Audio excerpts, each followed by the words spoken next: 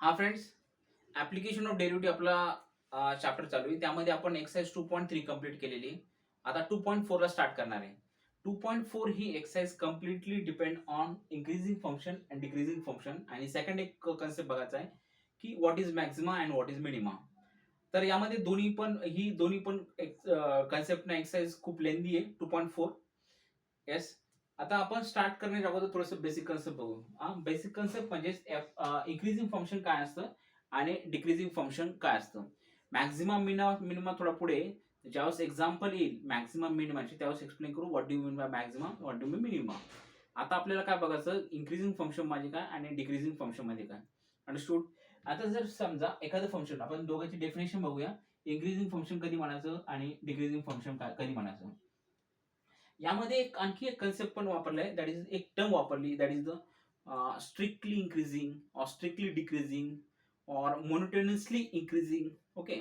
म्हणजेच याचा दोन मिनिंग काय होतं की दोन्हीचं एक मिनिंग होतं, स्ट्रिक्टली आणि मोनोटोनियसली. त्यामुळे कन्फ्युजन नाही व्हायचं की what do mean by strictly, what do mean monotonously. आता एखाद्या फंक्शनला इन्क्रीजिंग फंक्शन कधी म्हणायचं. समजा तुमच्याकडे एखादं फंक्शन आहे, एफ ऑफ एक्स फंक्शन आहे. अंडरस्टूड. एक फंक्शन आहे आणि जर त्या फंक्शनचा derivative that is F dash of X हा ग्रेटर दॅन 0 असेल तर तो फंक्शन म्हणतो इन्क्रीजिंग फंक्शन. क्लिअर आहे. जर फंक्शनचा डेरिव्हेटिव्ह हा ग्रेटर दॅन 0 असेल तर तो फंक्शन इन्क्रीजिंग म्हणायचं.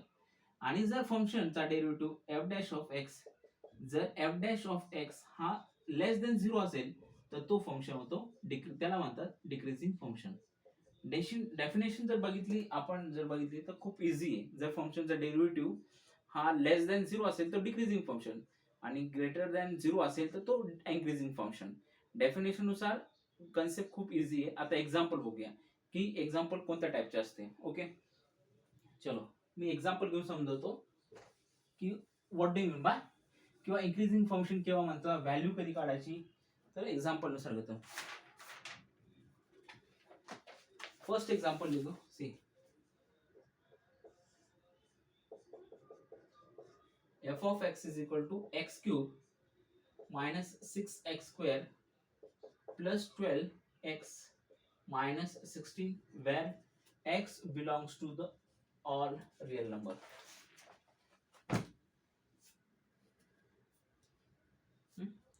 First example आहे, that is x cube minus 6x square plus 12x minus 16 for all values belongs to the real number. r म्हणजेच काय, रिअल नंबर. आता या टाइपचे एक्झाम्पल तुम्हाला क्वेश्चन मध्ये विचारले, that is exercise 2.4. First example की find the value, find the given function increasing और डिक्रीजिंग. आपल्याला फाइंड करायचं आहे, find function is increasing or decreasing.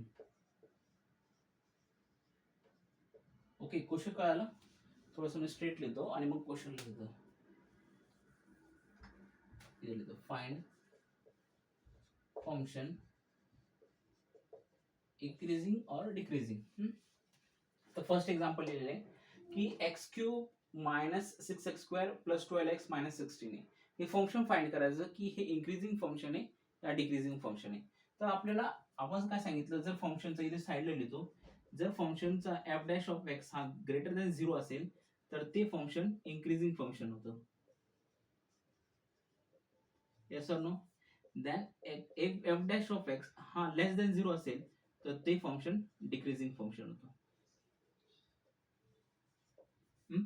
ठीक आहे. ही आपली मेन इम्पॉर्टंट कन्सेप्ट याच्यामध्ये. आता सी, एफ ऑफ एक्स आहे तर आपल्याला एफ डॅश ऑफ एक्स लागेल, कारण की इथे काय सांगितलं एफ डॅश ऑफ एक्स काढायचं. तर एफ डॅश ऑफ एक्स म्हणजे या फंक्शनचा डेरिव्हेटिव्ह इज इक्वल टू ह्या फंक्शनचा डेरिव्हेटिव्ह काय बनणार, डायरेक्ट डेरिव्हेटिव्ह घेतो, that is the 3x square minus 12x plus 12, याचा डेरिव्हेटिव्ह 16 चा 0 बनतो. आता मी सांगणार नाही की तुम्हाला डेरिव्हेटिव्ह कसं घ्यायचं, कारण की ऑलमोस्ट आपला डेरिव्हेटिव्ह हा चॅप्टर कंप्लीट झाला.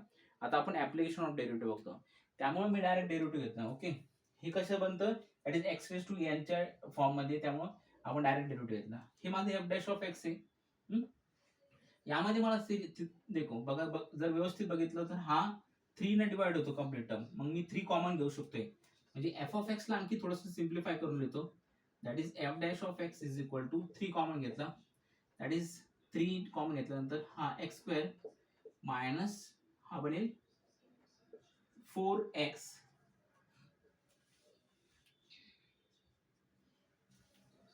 Minus 4x plus 4. ओके, आता यामध्ये 3 into something multiplied by number आहे. ही टर्म कम्प्लीट टर्म आपल्याला माहित नाही ही टर्म पॉझिटिव्ह आहे की निगेटिव्ह आहे. आपल्याला कन्फर्म आहे का ही टर्म जी आहे टर्म ही पॉझिटिव्ह आहे का निगेटिव्ह हे कम्प्लीट माहिती आहे का आपल्याला? नाही माहिती. त्यामुळं मला ह्या कम्प्लीट टर्मला थोडंसं रिप्लेसमेंट करावं लागेल.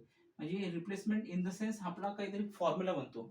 लक्षात घ्या, ह्या कम्प्लीट एका टर्मला काहीतरी मल्टिप्लाय असेल तर तो काही फॉर्म्युला जनरेट होतो किंवा स्क्वेअर काही जनरेट होतो की काही सिम्प्लिफिकेशन करता येतं का ते बघा. कारण की यामधून मला डायरेक्ट सांगता येत नाही की ही टर्म पॉझिटिव्ह किंवा निगेटिव्ह आहे. पण मला ह्या टर्मकडे बघितलं तर मला थोडंसं केअरफुली बघितलं तरी ही बघा ही टर्म काय म्हणते माझी, that is x square minus 4x plus 4 इथं साईडला लिहितो. तर ह्या टर्मचं मी जर स्प्लिट केलं तर कसं बनेल, that is x square minus 2 into 2x plus 2 चा स्क्वेअर.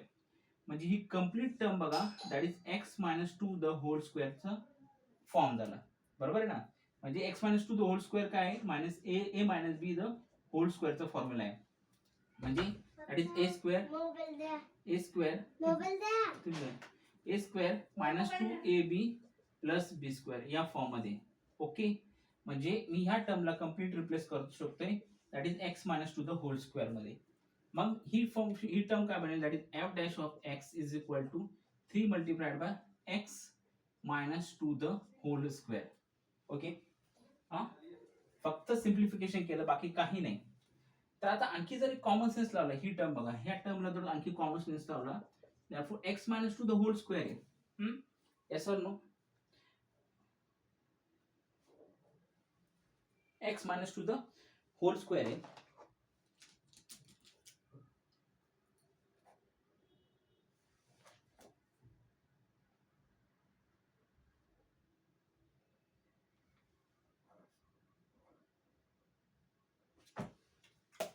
हा x minus 2 the whole square आहे. ओके,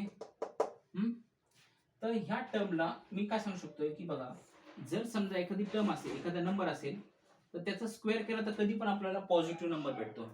जर एखादा नंबर आहे तर त्याचा जर स्क्वेअर केला तर तो कधी पण पॉझिटिव्ह येतो. एक्झाम्पल घेतलं मी, समजा मायनस टू चा स्क्वेअर काय येतो, दॅट इज 4 येतो, आणि 2 चा स्क्वेअर पण काय येतो, 4 येतो.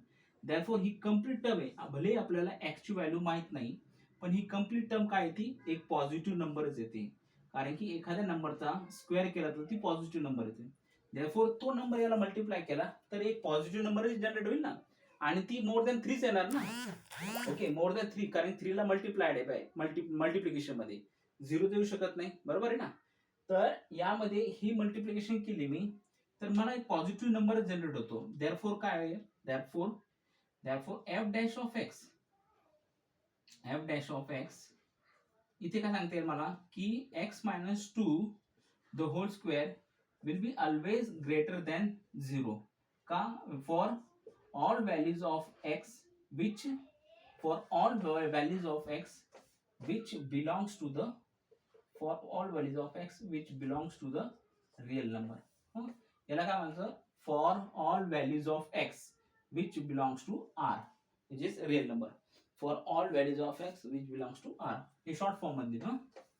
त्या मग मला सांगता येईल, मी कन्फर्म सांगू शकतो की ह्या टर्मचा पण एक पॉझिटिव्ह नंबर येते. ओके, देअरफॉर हा माझा x मायनस 2 हा पॉझिटिव्ह आला. देअरफॉर काय येईल मला, आता मी म्हणता येईल, therefore x minus 2 the whole square is also greater than 0 for all values of x which belongs to real number. जर ही कम्प्लीट टर्म सॅटिस्फाय होती म्हणजे हा f dash of x is always greater than 0 for all values of x which belongs to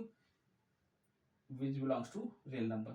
Therefore मला काय म्हणता येईल, therefore final answer लिहा. therefore f of x is having value greater than 0. therefore f of x is a increasing function.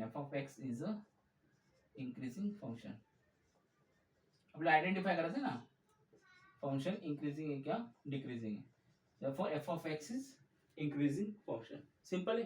चलो परत एकदा सांगतो. C एक फंक्शन आहे, आपल्याला आयडेंटिफाय करायचं की तो फंक्शन इन्क्रीजिंग फंक्शन की डिक्रीजिंग फंक्शन आहे.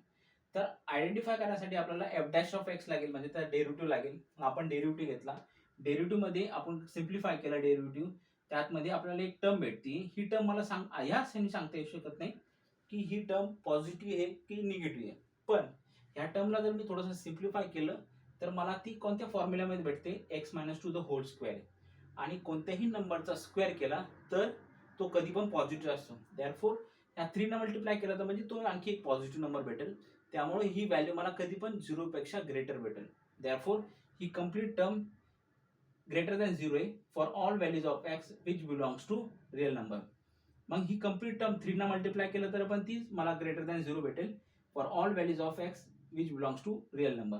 म्हणजेच काय, हे दोघं term that is F dash of X आहे ना, हे दोन्ही टर्म म्हणजेच F dash of x is also greater than 0 for all values of X which belongs to real number. Therefore F of X, कारण की F dash of x is greater than 0, therefore F dash of x is a increasing function. Simple आहे. चलो next example. First example झालं.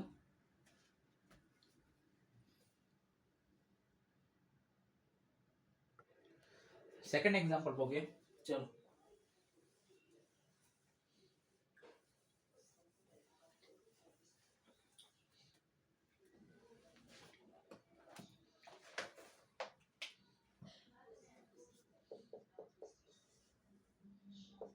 f of x is equal to 2 minus 3x plus 3x square minus x cube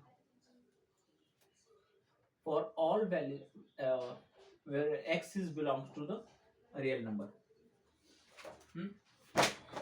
आपल्याला increasing किंवा decreasing function find करायचा तर आपल्याला F dash of X लागेल. तर एफ डॅश ऑफ एक्स काढू. Therefore differentiate with respect to X, that is f dash of x is equal to that is minus 3 plus 6x minus 3x square. हा derivative झाला. Okay, derivative आणखी थोडंसं simplify करण्याचे जे higher ऑर्डरचे आहे ते मी स्टार्टिंगला घेतो, थोडं सिम्प्लिफाय करतो. That is F dash of x is equal to minus 3x square plus 6x minus 3.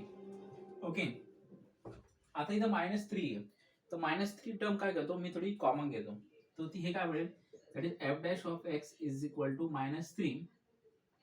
-3 common घेतल्यानंतर मायनस साइन कॉमन घेतो. मायनस साइन कॉमन घेतल्यानंतर हे 3x square minus 6x plus 3. Okay, मी आता फक्त सिम्प्लिफाय करण्याचा प्रयत्न करतो. यात आणखी मला काय कॉमन घेता येईल, यात आणखी मला 3 कॉमन घेता येईल. म्हणजे हे काय बनेल, आणखी f dash of x is equal to -3 into bracket x square minus 2x plus 1. Okay, ही वाली कंप्लीट टर्म माझी मी 3 कॉमन घेतल्यानंतर. आता परत सांगतो मी, ही टर्म जी सेकंड टर्म आहे आपल्याला यात सांगता येत नाही ही पॉझिटिव्ह आहे की निगेटिव्ह टर्म आहे. तर काय करावं लागेल, हे टर्म थोडी सिम्प्लिफाय करता येईल की ही टर्म पुढे फॉर्म्युल्यामध्ये बसते किंवा फॉर्म्युला बनतो का हे बघायचं, किंवा फॅक्टर्स पडतात का, या दोन गोष्टी बघायचं. एक तर तो फॉर्म्युला बनतो किंवा सेकंड एक तर फॅक्टर पडतात का नाही. आता मी जर ही टर्म मी साईडला लिहिली, ही term that is the x square minus 2x plus 1, तर केअरफुली ऑब्झर्व केलं तर हे काय बनतं माझं, X square minus 2 into 1 X plus 1 चा स्क्वेअर, म्हणजेच X minus 2 the whole X minus 1 चा होल स्क्वेअर बनतो. हे कसं आलं आपलं, that is the a minus b the whole square is equal to a square minus 2ab plus b square या फॉर्म्युल्यानुसार. तर मी ही कंप्लीट टर्म रिप्लेस करतो with x minus 1 x minus 1 the whole square ना. Okay, मग माझं f dash of x कसं बनेल, f dash of x is equal to -3 that is x minus 1 चा whole square. ही वाली टर्म कोणत्याही नंबरचा जर स्क्वेअर घ्यायचा असेल तर कोणत्याही नंबरचा स्क्वेअर घ्यायचा असेल तर तो पॉझिटिव्ह येतो. ही वाली टर्म माझी पॉझिटिव्ह आहे, पण ही सेकंडला जो अटॅच आहे ती टर्म निगेटिव्ह आहे. निगेटिव्ह असल्यामुळे काय ती लेस देन त्याला ह्या टर्मला मल्टिप्लाय केल्यानंतर ही टर्म कम्प्लीट निगेटिव्ह बनते. ओके, त्यामुळे हे कम्प्लीट एफ डॅश एक्स पण हे लेस दॅन झिरो बनतं. दॅरफोर आता लिहितो मी that is x minus one the whole square is greater, लक्षात घ्या, is greater than zero. Okay, for all values of x which belongs to real number, but minus 3 into x minus 1 the whole square is less than 0 for all values of x which belongs to real number. ही लेस आहे कारण की minus न multiply केल्यानंतर ही number लेस than झिरोच येणार आहे. Therefore ही complete term minus झाल्यामुळे F dash x पण, therefore F dash of x will be that is less than zero. Okay, म्हणजे एफ डॅश ऑफ एक्स हा लेस दॅन झिरो आहे, म्हणजेच काय, therefore the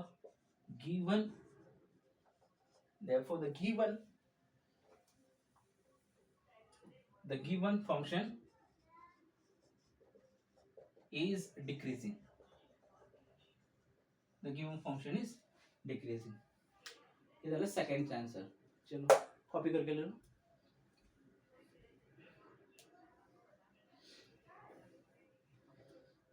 We'll move to the third example. त्याला असेल तर third example.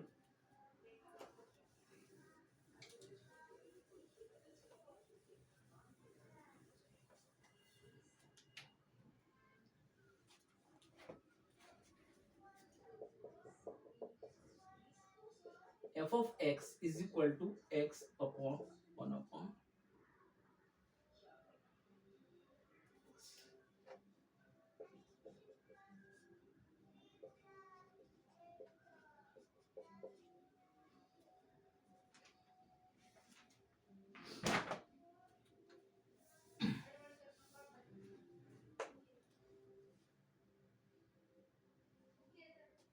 चलो आता नेक्स्ट फंक्शन आहे F of x is equal to X upon 1 upon X आहे आणि एक कंडिशन दिलेली आहे की for all values of X which belongs to real number and X is not equal to zero. ही कंडिशन खूप important आहे.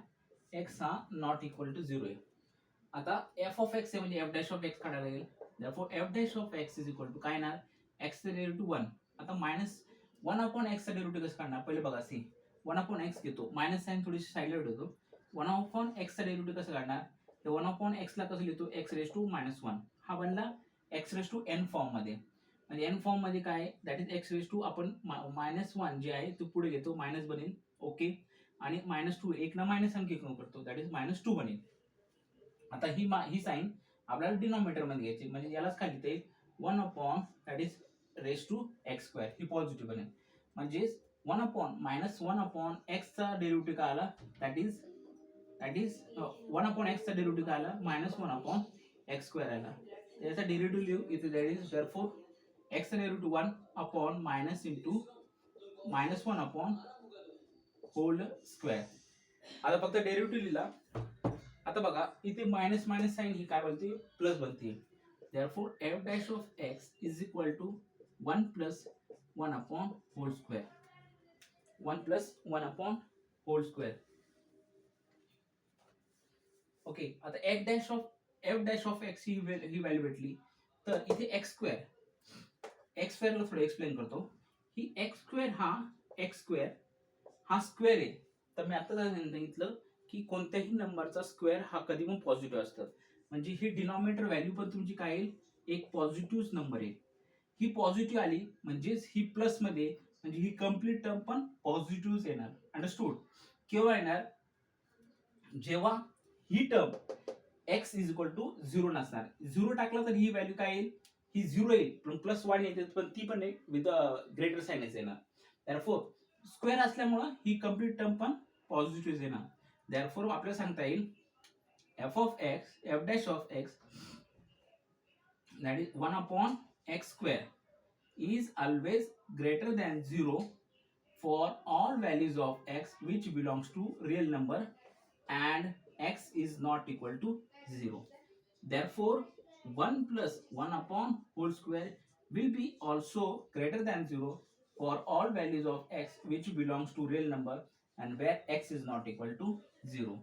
हे कम्प्लीट ही टर्म म्हणजे ग्रेटर दॅन 0 आहे म्हणजे पॉझिटिव्ह आहे, ही टर्म पण कम्प्लीट कर, ही टर्म पण पॉझिटिव्ह आहे म्हणजे एफ डॅश ऑफ एक्स पण, therefore f dash of x will be also greater than 0 for all values of x which belongs to real number and x is not equal to 0 he condition आहे. जर f dash of x greater than 0 आहे तर आपल्याला म्हणता येईल therefore function that is f of x is increasing function.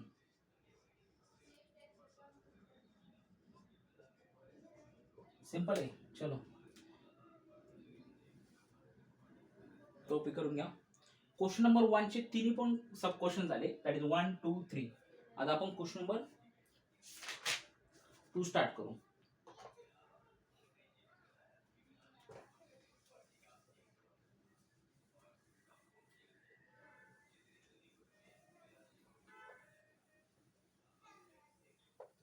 Question number 2 काय C, question number 2 heading लिहितो.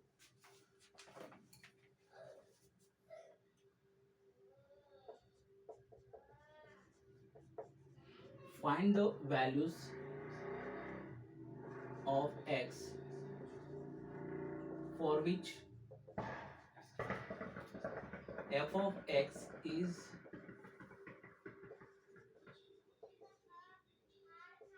strictly increasing.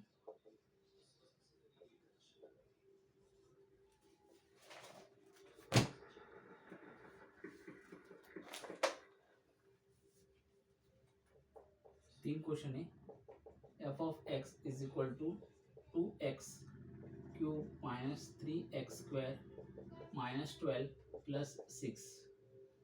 Second question.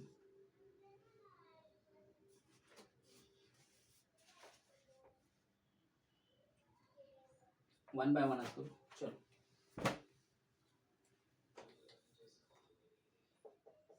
C, पहिले क्वेश्चन काय विचारतो, पहिले थोडंसं ब्रीफ मध्ये बघूया की find the values of x for which the function is strictly increasing. आता क्वेश्चन मध्ये आपण अगोदरचा जो क्वेश्चन सॉल्व्ह केला त्यामध्ये आपल्याला फंक्शन इन्क्रीजिंग किंवा डिक्रीजिंग हे फाइंड करायचं होतं. पण याच्यामध्ये आता ऑलरेडी फंक्शन, आता तुम्हाला क्वेश्चन मध्ये सांगितलंय की हा इन्क्रीजिंग फंक्शन आहे. इन्क्रीजिंग फंक्शन आहे म्हणजे काय सांगितलं तुम्हाला, हा एफ डॅश ऑफ एक्स हा तुमचा ग्रेटर दॅन 0 आहे, हे तुम्हाला ऑलरेडी क्वेश्चन मध्ये सांगितलंय. ओके, तर जर फंक्शन ग्रेटर आहे तुम्हाला कशाची व्हॅल्यू काय फाइंड करायच्या, find the values of x, म्हणजे त्या व्हॅल्यू ऑफ एक्सच्या फाइंड करायच्या ज्यामध्ये तुमचं फंक्शन इन्क्रीजिंग होतंय. अंडरस्टूड, ज्यामध्ये तुम्हाला फंक्शन इन्क्रीजिंग होतो. तर कसं काय फाइंड करायचं बघा, एक एक्झाम्पल केअरफुली बघा, कारण की यामध्ये मॅक्सिमम स्टुडंटचं कन्फ्युजन होतं. चलो, आता फंक्शन दिलेलं आहे तर फंक्शनचा एफ डॅश ऑफ एक्स तर लागतोय आपल्याला, तर मी अगोदर एफ डॅश ऑफ एक्स काढतो. म्हणजे हा फंक्शन एफ ऑफ एक्स आहे, therefore F dash of differentiate with respect to X, differentiate with respect to X, याचा डेरिव्हेटिव्ह काय आहे, that is F dash of x is equal to 6x square minus 6x minus 12. Okay, याचा derivative आला. आता common काय घेता येईल तुम्हाला, कॉमन 6 घेता येईल. therefore f dash of x ला आणखी थोडं सिम्प्लिफाय करतो, that is 6 into x square minus x minus 2, हे कम्प्लीट माझं टर्म झाली. अंडरस्टूड, 6 into 6 कॉमन घेतल्यानंतर ही टर्म राहिली, ही f dash of x बनलं. ओके, आता मी तुम्हाला कधी पण सांगितलं की ही जी टर्म आहे एकतर आपल्याला फॉर्म्युल्यामध्ये कोणत्या फॉर्म्युल्यामध्ये बसते का ते बघा, नाहीतर त्याचे फॅक्टर पाडा. तर हे फॉर्म्युला माझा बनतो का, समजा x मायनस 2 वगैरे, इथे 2 नाही म्हणजे a minus b a plus b आपल्याला फॉर्म्युला नाही यूज करता येणार. तर काय करता येणार, सी, आता ही जी टर्म आहे that is x square minus x minus 2a, ह्यामधून आपल्याला फॅक्टर पाडता येईल. कशाना, फॅक्टरायझेशन मेथडना. कसे फॅक्टर पाडणार, सी, इथे मायनस 2 माझा, मायनस 2 चे फॅक्टर काय येणार, 2 into 1 येणार. त्या दोघांचं आपल्याला पाहिजे मध्ये -1 पाहिजे, म्हणजे दोघांचं ऍडिशन केल्यानंतर आपल्याला इज इक्वल टू -1 पाहिजे. तर मायनस साइन कोणती देणार, 2 ला मायनस देणार, -1 -2 + 1 इज इक्वल टू -1, हे कम्प्लीट आलं माझं. दोघांचं मल्टिप्लिकेशन करून मला -2 यायला पाहिजे, ही वरची टर्म यायला पाहिजे, म्हणजे -2 आहे. म्हणजे माझे फॅक्टर -2 आणि +1 परफेक्ट आहे. तर कसं लिहिणार, दॅट इज द x -2 आणि x+1 हे माझे फॅक्टर पडले या टर्मचे. ओके, तर मग इथे लिहितो that is the f' is equal to 6 into x -2 आणि x+1. ओके, पण आता नेक्स्ट स्टेप काय येणार की हे कम्प्लीट झाली, that is f' is greater than 0 आहे. तर मग कम्पेअर करतो मी, that is but f' is greater than 0. Therefore 6 into x minus 2 आणि x+1 will be greater than 0. Okay, आता हा 6 इकडे मल्टिप्लाय केल्यानंतर तो 0 बनेल. राहिलं काय, x -2 आणि x+1 इज ग्रेटर दॅन 0. आता यामध्ये आपल्याला व्हॅल्यू फाइंड करायची आहे. ओके, यामध्ये आपल्याला व्हॅल्यू फाइंड करायची आहे. आता इथून थोडंसं कॉम्प्लिकेशन चालू होतं, कारण की ह्या व्हॅल्यू फाइंड करायला मोस्ट ऑफ द मुलांचा कन्सेप्ट थोडासा चुकतोय. इथे कसे व्हॅल्यू फाइंड करायचे, एक्सच्या व्हॅल्यू फाइंड करायचे ना. ओके, तर इथे काय म्हणतो की 2 नंबर आहे आणि त्यांचा प्रोडक्ट, थोडं बघा सिम्प्लिफाय करतो मी, आपण एक फॉर्म्युला बनवू. 2 नंबर आहे, त्यांचा प्रोडक्ट आहे ना, हे दोघांमध्ये मल्टिप्लिकेशन आहे. 2 नंबर आहे, त्याचा प्रोडक्ट हा ग्रेटर दॅन 0 पाहिजे. ओके, 2 नंबर आहे ज्यांचा प्रोडक्ट हा ग्रेटर दॅन 0 पाहिजे. म्हणजे फॉर एक्झाम्पल मी 2 नंबर घेतले, 3 घेतो आणि 2 घेतो. त्यांचं मल्टिप्लिकेशन नंतर, म्हणजे हा माझा पॉझिटिव्ह आहे, हा पण माझा पॉझिटिव्ह आहे. पॉझिटिव्ह मल्टिप्लाय केल्यानंतर त्यांचं प्रोडक्ट काय, ग्रेटर दॅन 0, म्हणजे पॉझिटिव्ह मल्टिप्लाय केल्यानंतर काय माझं बनेल, 6 बनेल. ठीक आहे, 2 नंबर मल्टिप्लाय केल्यानंतर 0 greater than 0, answer greater than 0 यायला पाहिजे. ग्रेटर दॅन 0 झालं, मल्टिप्लाइड बाय 3 प्लस एक नंबर घेतला कोणता पण. आता समजा 2 नंबर निगेटिव्ह असेल तर -3 मल्टिप्लाइड बाय -2, याचं पण आन्सर हे ग्रेटर दॅन 0 येतं. कसं, सी -3 मल्टिप्लाइड बाय -2 हे दोन्ही मायनस मायनस प्लस बनते, म्हणजे आन्सर माझं पण पॉझिटिव्ह येतं. म्हणजे हा पॉझिटिव्ह असू शकतो किंवा निगेटिव्ह पण असू शकते. 2 पॉसिबिलिटी बनले ना, त्यामुळे 2 पॉसिबिलिटी बनल्यामुळेच माझी बनतं केस 1 अँड केस 2. केस 1 यात बनतो केस 1 आणि दुसरी बनतो केस 2. अंडरस्टूड? कारण की बघा, 2 नंबर मल्टिप्लाय केल्यानंतर, 2 पॉझिटिव्ह नंबर मल्टिप्लाय केल्यानंतर तर मला पॉझिटिव्ह आन्सर भेटते, आणि 2 निगेटिव्ह नंबर मल्टिप्लाय केल्यानंतर पण मला निगेटिव्ह आन्सर भेटते. ओके, तर याला मी थोडं स्टँडर्ड बनवतो. म्हणजे समजा ए आणि बी मल्टिप्लाय केल्यानंतर हा मला ग्रेटर दॅन केव्हा भेटतो, 0, ज्यावेळेस ए हा ग्रेटर दॅन, म्हणजे हा ग्रेटर दॅन म्हणजेच काय, पॉझिटिव्ह ना, म्हणजे हा ग्रेटर दॅन 0 आहे, or and B is also greater than 0 and, okay, or possibility कोणती आहे की -a, okay, -a is also greater than 0 and -b is also greater than 0. नाही,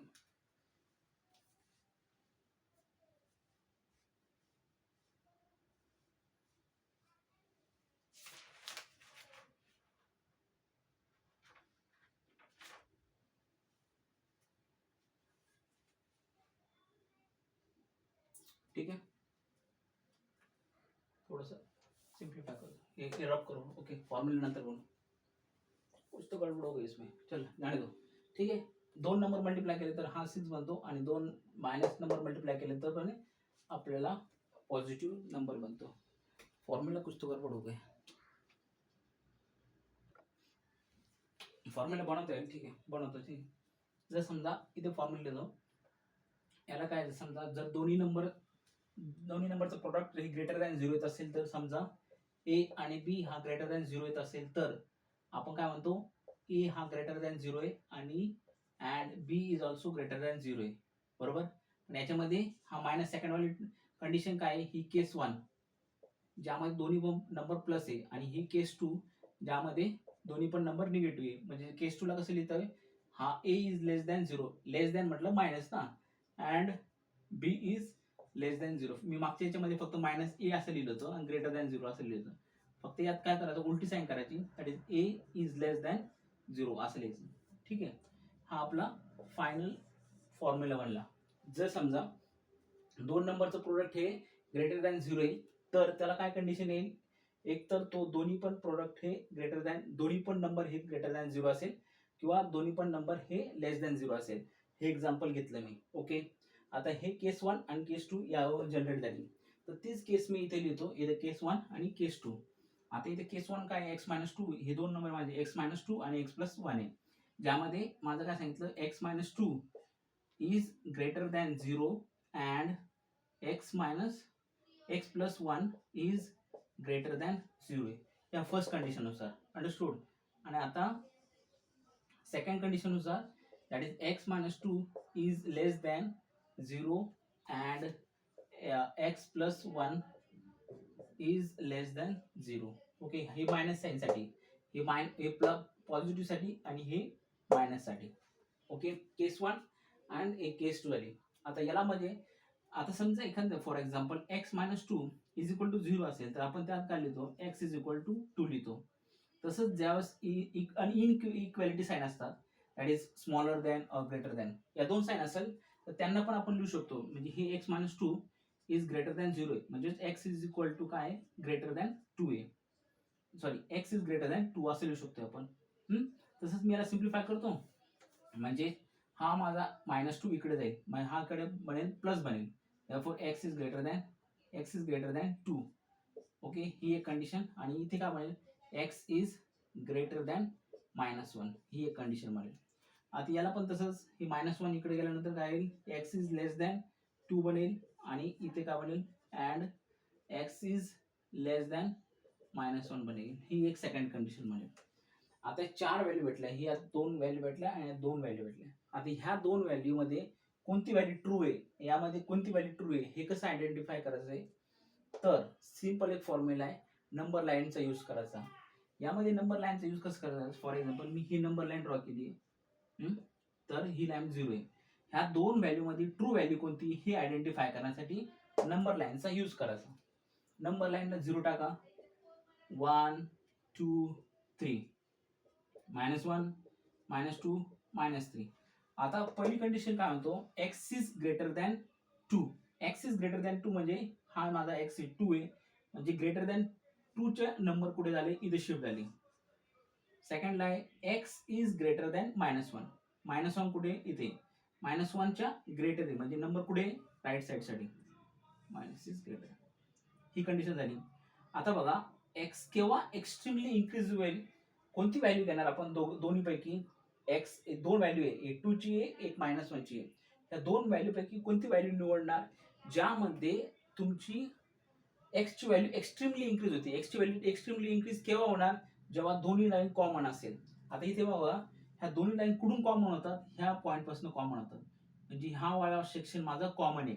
इथं काय सिंगल पॉईंट होता, म्हणजे -1 पासून इथपर्यंत काही व्हॅल्यू नव्हत्या. इथं आल्यानंतर याची पण 2 ची पण व्हॅल्यू इन्क्रीज झाली आणि ही -1 ची पण व्हॅल्यू इन्क्रीज झाली, म्हणजे x हा सडनली इन्क्रीज झाला ह्या पॉईंट पासून. कोणत्या पॉईंट पासून, that is x is greater than 2 पासून पॉईंट इन्क्रीज झाला. त्यामुळे मी कोणती व्हॅल्यू ट्रू घेणार, फक्त ही व्हॅल्यू ट्रू घेणार, ही व्हॅल्यू नाही घेणार. देअरफॉर यामध्ये काय आहे, x इज ट्रू, म्हणजे x is greater than 2 value ही माझी सॅटिस्फाय होते. ओके,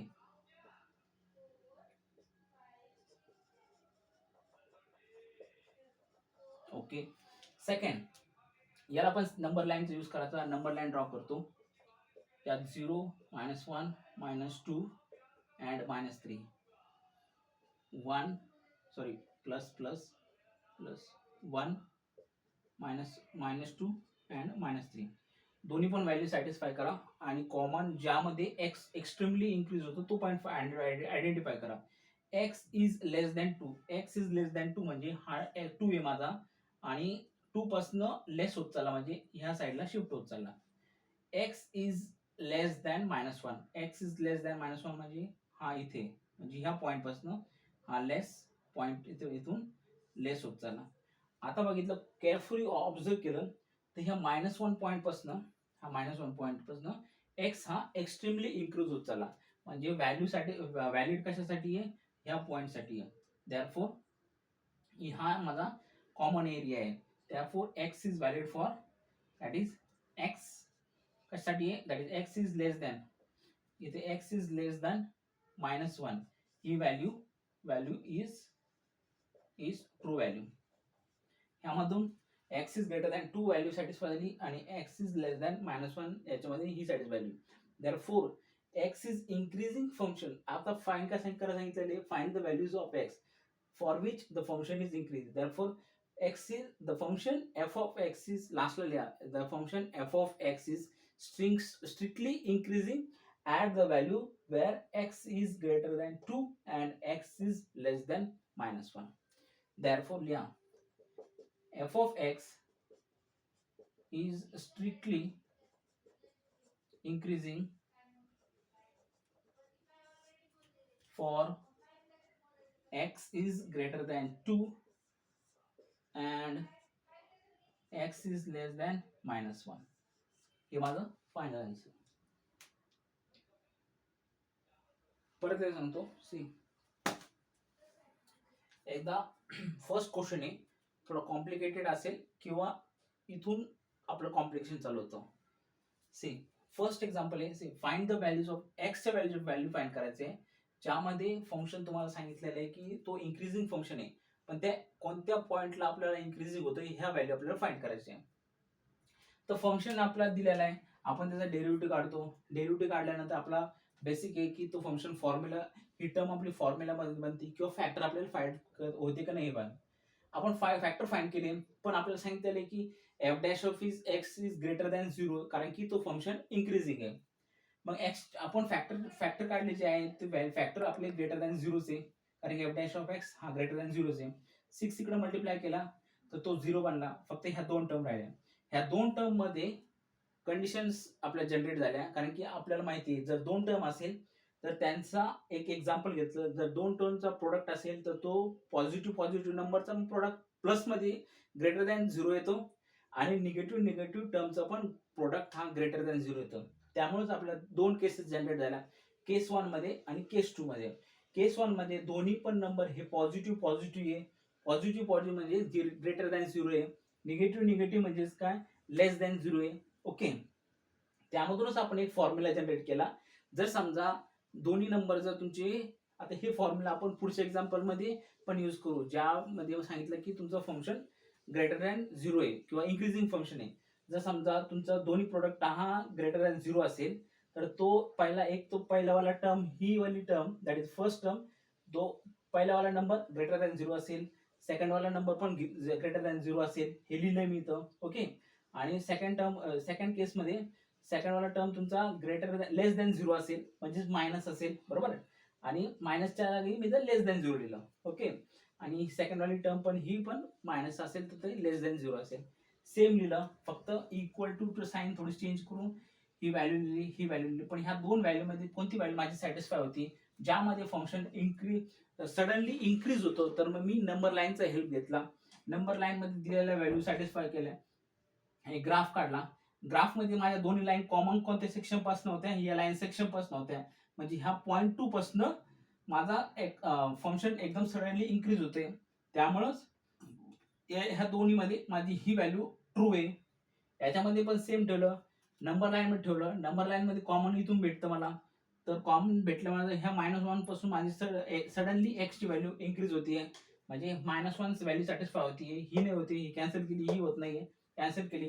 दोन व्हॅल्यू कोणत्या आल्या, एक्स जेव्हा एक्स इज ग्रेटर दॅन 2 या व्हॅल्यूला माझं फंक्शन इन्क्रीज होतं, आणि एक्स इज लेस दॅन -1 ह्या व्हॅल्यूला पण माझं फंक्शन इन्क्रीज होतं. चलो,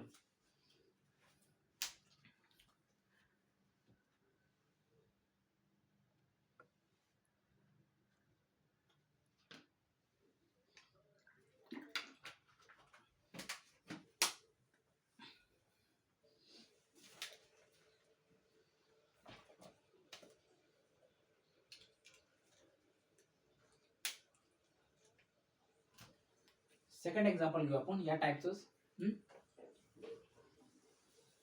फॉर्म्युला तसंच राहून देतो.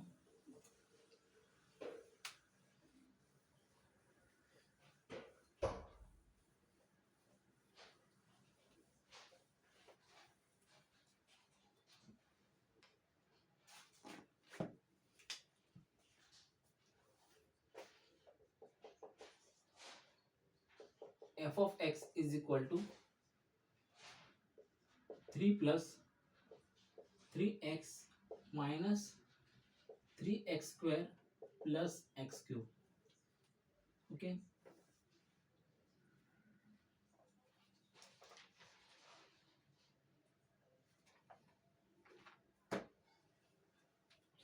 बघा आता see F of x is equal to हे फॉर्म्युला आहे.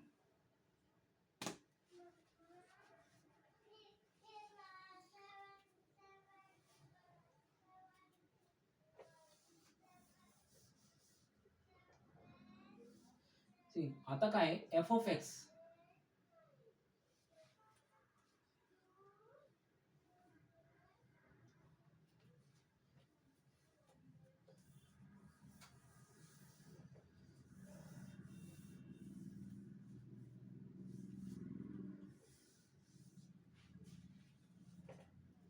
एफ ऑफ एक्स दिलेले आपल्याला that is 3 plus 3x minus 3x square plus X cube आहे आणि सांगितलं की फंक्शन इन्क्रीजिंग फंक्शन आहे.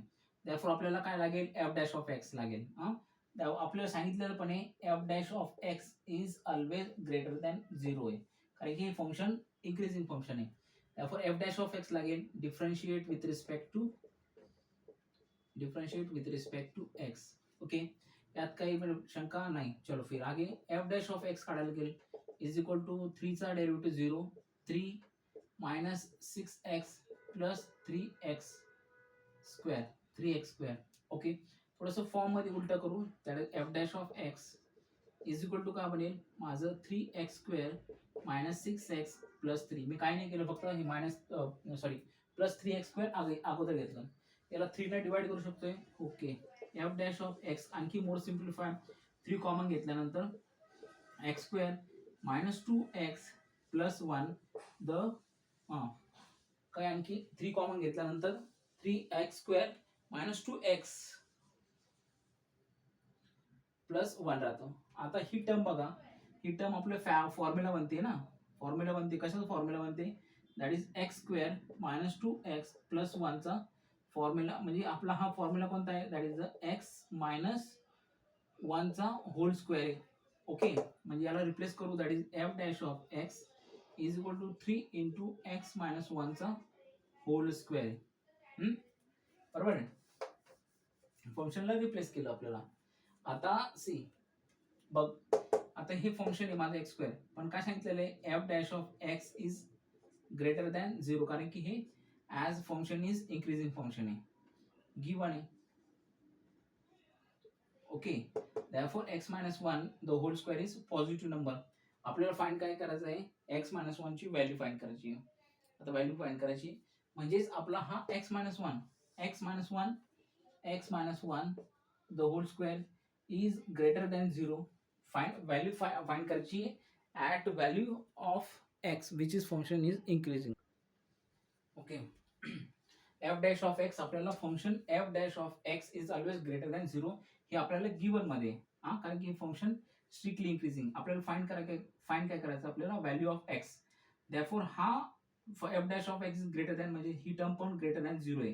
Therefore 3 into x minus 2 the whole square is also greater than 0 पण 3 इकडे मल्टिप्लाय केल्यानंतर तो 0 बनेल. देअरफॉर x minus 2 इथे लिहा for all values of x which belongs to real number.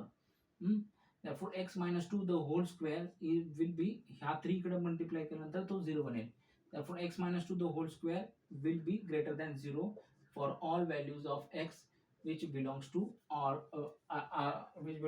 real number. आता बघा x ची व्हॅल्यू फाइंड काय करायची आहे. x ची व्हॅल्यू आपल्याला कोणती पण नंबर व्हॅल्यू घ्या ज्यामध्ये कोणती पण रिअल व्हॅल्यू घ्या ती कधी पण ह्या म्हणजे ह्या व्हॅल्यू याच्यामध्ये ठेवले की ती तुमची ग्रेटर दॅन 0 भेटेल. पण एक्सेप्ट बघा आपल्याला काय सांगितलेलं की find at a certain point म्हणजे एक्स ची व्हॅल्यू फाइंड करायची ज्यामध्ये फंक्शन इन्क्रीज होत चाललंय. तर तुम्ही ह्यामध्ये कोणत्याही एक्सच्या व्हॅल्यू ठेवू शकताय त्यामध्ये तुमचं फंक्शन इन्क्रीज होऊ शकते कारण की तो पॉझिटिव्ह हा नंबर कधी पण 0च्या ग्रेटर येणार कारण की तो स्क्वेअर मध्ये. मग मी काय म्हणतो ह्या रिअल नंबरच्या कोणत्या पण व्हॅल्यू तुम्ही ठेवा. ओके, प्लस ठेवा किंवा मायनस ठेवा हे तुमचं पॉझिटिव्ह येणार कारण की हा स्क्वेअर आहे. फॉर एक्झाम्पल जर समजा मी ठेवलं 5 ठेवलं. ओके, 5 ठेवलं, 5 ठेवलं. 5 मायनस 2 किती बनेल तुमचा? 5 मायनस 2 इज इक्वल टू काय बनेल? Is equal to 3. आणि 3चा स्क्वेअर किती बनला? 3चा स्क्वेअर इज इक्वल टू 9. हा ग्रेटर दॅन 0 आहे. जरी मायनस व्हॅल्यू ठेवा तुम्ही, समजा फॉर एक्झाम्पल ठेवलं मी -3 -1 द होल स्क्वेअर आहे ना, -3 -1 किती बनतं तुमचं? Is equal to -4. -4चा स्क्वेअर काय येतो? That is 16 is also greater than 0. म्हणजे एक्सच्या कोणत्या पण रिअल व्हॅल्यू ठेवा ते तुम्हाला ग्रेटर दॅन 0च भेटेल. एक्सेप्ट जर समजा x इज इक्वल टू 1 असेल, इथे इथे चुकलं, इथे 1 आहे, इथे 1 आहे. एक्सेप्ट एक कंडिशन आहे.